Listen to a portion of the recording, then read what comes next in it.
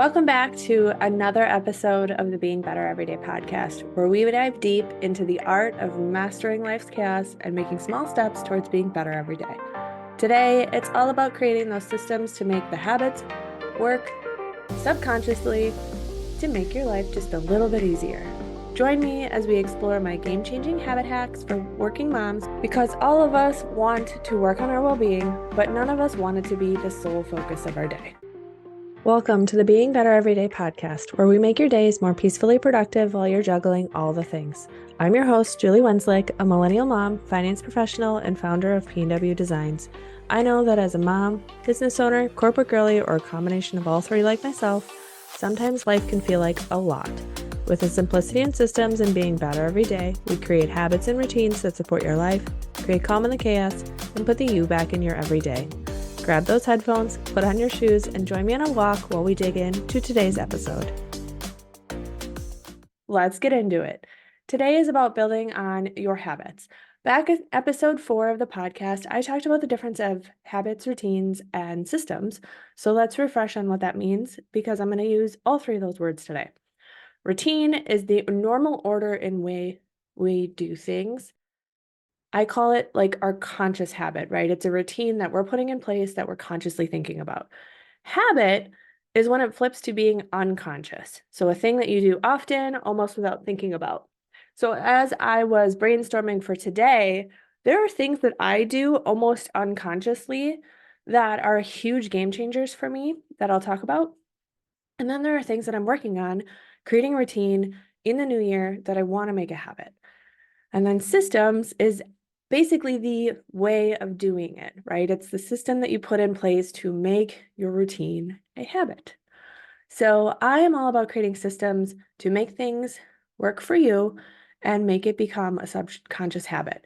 By now, we are 3 weeks into the new year. If you're listening to this when it comes out, how are your intentions going? Have you already felt like giving up?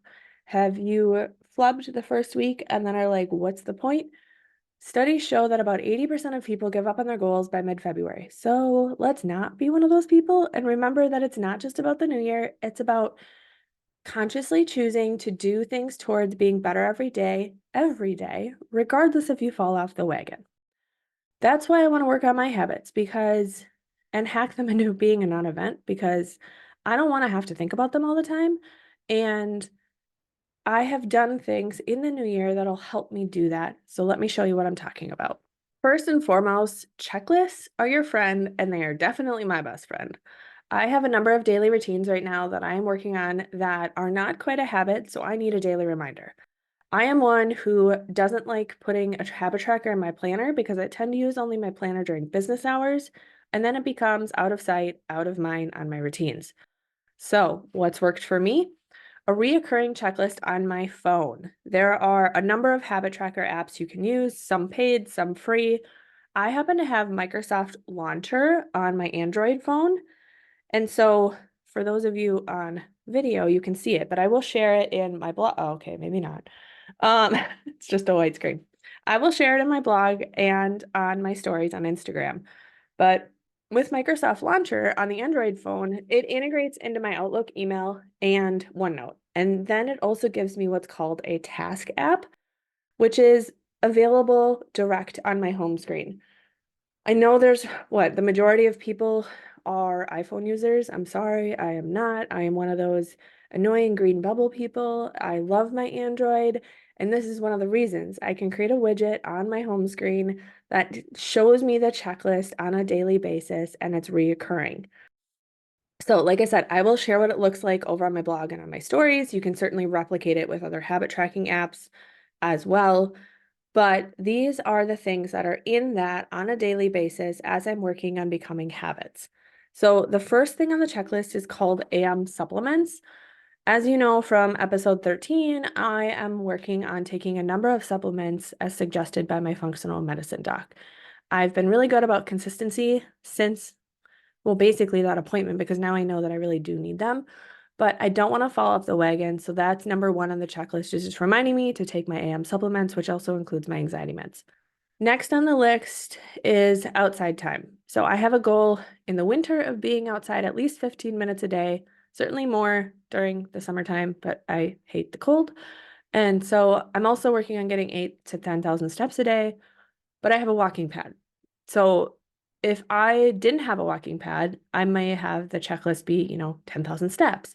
But because I have a walking pad, I just have it say outside time because I know that my base goal is 15 minutes and getting my steps done outside or inside regardless. Getting outside definitely helps with your central nervous system. It helps with your mood. It helps me reset my brain. And it's something that, as somebody who has previously struggled with seasonal depression and is not, knock on wood, currently struggling with that this winter, it has made a world of difference.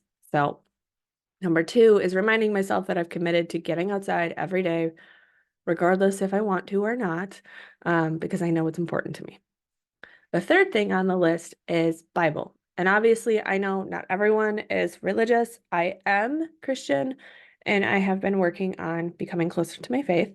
So this year, I have tasked myself with listening to the Bible in a year. And last year, I had the same goal, by the way, and I made it 14 days. So definitely, this is something that needs to be on the checklist to remind myself that it is a goal.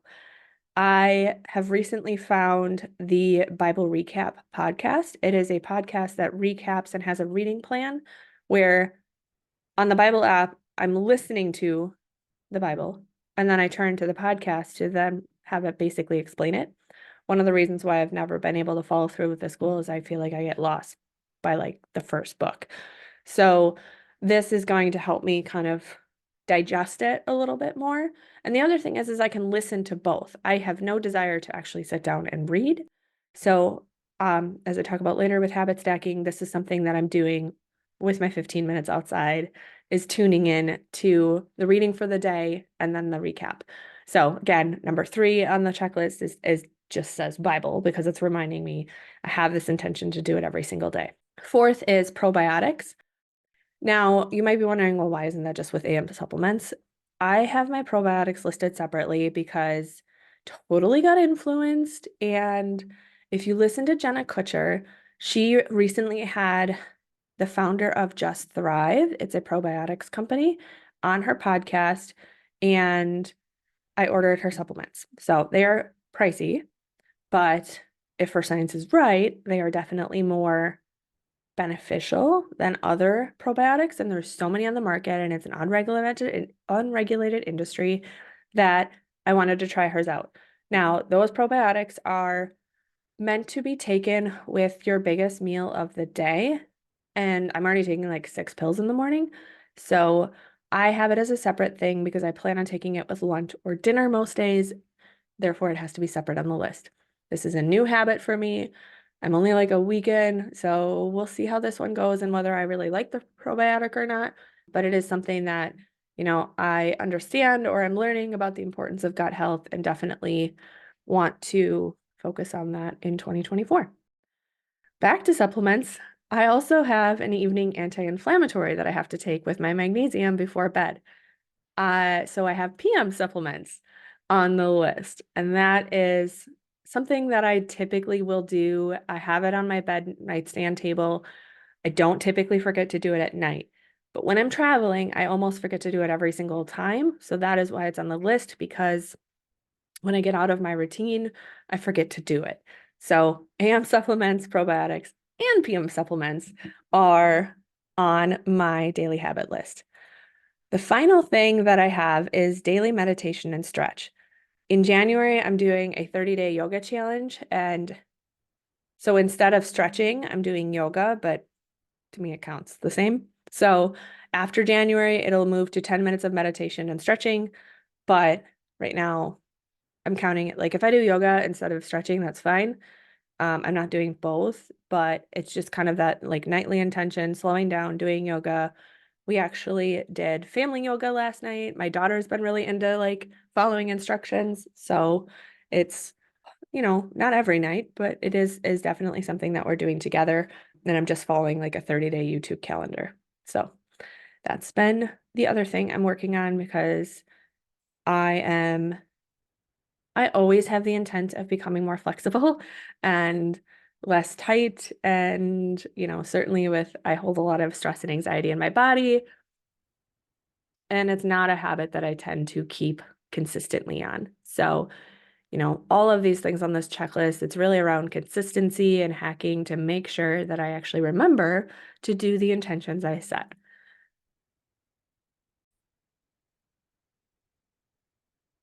So, if you look at really what's on my list, all of these things I'm doing are helping to center and ground me into the person I want to be. I want to be calm, I want to be centered, and I want to be living an intentional life of one of really feeling amazing. And these are going to be things that help me get there.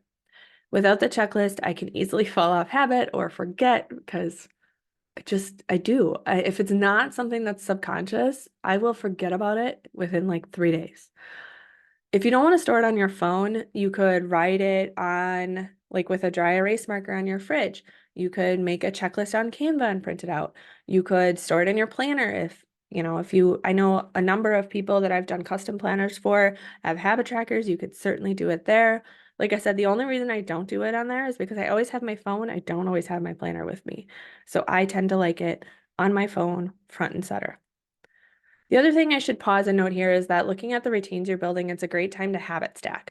Habit stacking is like the ultimate multitasking hack. It's a fantastic way to build new habits into your routine without feeling overwhelmed. There are books about habits, Atomic Habits is kind of that foundational book. It's something that habit stacking probably isn't new to you, but the idea of stacking a new habit on top of an existing one is really what habit stacking is. For instance, if you're already rocking Tidy 15, which happens to be the hardest one for me, you could, after finish decluttering, you could always stack a short mindfulness practice or gratitude to get your Thankful 24 done. Or for me, I tend to do Thankful 24 while walking because walking is when I tend to go inward, right? By linking your new habit with something you're doing consistently, it becomes a seamless part of your day. For me, that means listening to the Bible while walking as well. I've already mentioned that, or doing meditation while stretching, right? Those are two habits I'm working on that I'm stacking together because it takes less time and we're all short on time. So it does wonders. The other thing that can be really helpful is phone alarms. Just don't silence them like I tend to do. So they're not always helpful for me, but you set an alarm for, for example, when you want to wind down every day, or the time you want to get outside every day, or if you are struggling with taking your supplements, reminding too, setting an alarm at 8 a.m. or whenever you typically have breakfast, like something like that, where it's nudging you to remember. Even if I silence it, I'm still like reminded that it was an intention I set for myself. It's kind of like your little babysitter to your own habits. The other thing that I do, this is one where it's like, when we talk about habit hacks, this is something that I basically do subconsciously that I was thinking about the other day that I'm not sure everyone else does, but it is something that I can't live without. And that is weekend routines. So often people let your routines fall by the wayside on the weekends, especially if it relates to intentions that you've set for your health or nutrition. But you have to remind yourself that habits are 7 days a week, not 5. And the other habit hack that I do every single Friday, basically subconscious. I don't even think about the fact that I do it. I do it every Friday. And that is when I'm winding down my work list, I sit down and write out my weekend list. This list is often things I need to or want to get done for P&W Designs, but it's also family intention and home intentions. So yes, obviously I'm going to brain dump all the things I want to get done for my business, but I'm also going to okay, sit down and think about what are we doing intentionally as a family this weekend? How will certain moments bring me joy or the activities that we want to do? How much time do I want to spend outside of the house? What do we need to get done around the house, for example? So I use my brain dump pad to write it all out, and then I highlight it based on subject so that I can kind of see that segregation. So pink is business, blue is family, green are the things to get done around the house. Whatever highlighters I have handy, I certainly segment it as well by topic. That is something that, like I said, I do every Friday. It helps me kind of like not go into the weekend with chaos in mind. I feel like if I don't have the intention set, I tend to feel noisy in my brain. And so I will kind of get it all done on paper, evaluate it. And if it does feel like too much, then we cross things off, right? Or we reset depending on what our intentions are for the weekend. So those are the kind of the two big hacks that I'm working on is my daily phone list and, my weekend brain dump list. Those are two things that are central to my January and hopefully will help you as we go into the rest of the year. But as we wrap up, the other thing saving me on focus on New Year's intentions is don't forget about the Better Everyday 5 habits, which act as kind of that foundation. So if you're not familiar with these or didn't listen to episode 2 of the podcast, they are the 5 habits to kind of help you calm the chaos. They're your foundation. So the first one is movement 30. I talk about this one all the time on my Instagram stories, which is energize your body and mind with 30 minutes of intentional movement each day. I do not count walking for this because that is a separate habit I'm working on. So for me, sometimes I'll count yoga, but otherwise it's Pilates or bar or strength training, right? Whatever my morning movement is, depending on the day. Second one is tidy 15, which is tidying up for 15 minutes. I often think of this in my head as power pickup. You certainly in January, there's a lot of people working on tidying up, decluttering. We will do some of that too. But if you don't want to do that or don't have that intention, think of it as like setting a timer and doing a power pickup to make the house more manageable for 15 minutes a day. That 15 minutes can make a huge difference. And then for me, if I set a timer, then it's like, if I don't want to do it, then I only have to do it for that 15 minutes. The third thing is one thing for you, which honestly, my one thing for you is almost the same every day. So I'm not going to be writing it down, but it's going to be, for me, it's often bubble bath or book or both, but it's going to be the thing that helps you feel less burnt out, makes yourself a priority. It could be getting alone time in. It could be the walk, right? If you're not somebody who gets to have a walk by themselves that often or has a kind of more chaotic family life, maybe it's a walk, maybe it's a massage, maybe it's acupuncture. What is something that's going to help calm your central nervous system and help you feel less burnt out? Fourth thing is thankful 24. What are you thankful for in the last 24 hours? Certainly a daily gratitude practice is important. And then foundational is obviously we are all busy. We have daily intentions. So the daily big 3, what are the 3 things you're going to focus on getting done for the day? That is, write those down, your daily to-dos. What are your 3 top to-dos? I mean, if your work list is 10 long, still, what are your top 3? But you'll notice I don't have these on my phone checklist.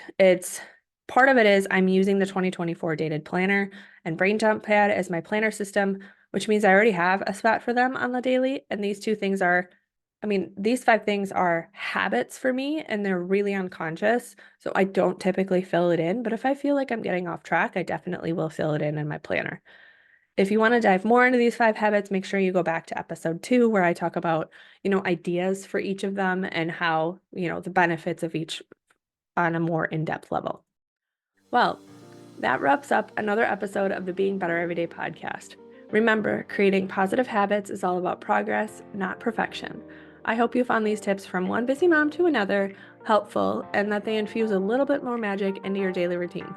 As I sign off, don't forget to embrace the power of habit stacking with a little bit of self-care and savor those moments of gratitude. You are doing an incredible job. Life isn't perfect, and your journey is uniquely yours. Thank you for listening to today's episode of the Being Better Everyday podcast. To see any visuals, head over to my YouTube channel. Links, socials, and resources mentioned can always be found in today's show notes. I truly appreciate you leaving a rating and review to help me reach more women looking to build systems to be peacefully productive. If you are looking for more, you can always find me on Instagram at julie.pwdesigns, sharing the behind the scenes of my everyday life as a millennial mom, corporate girly, and small business owner. Until next time, keep on taking one step at a time towards your version of being better every day.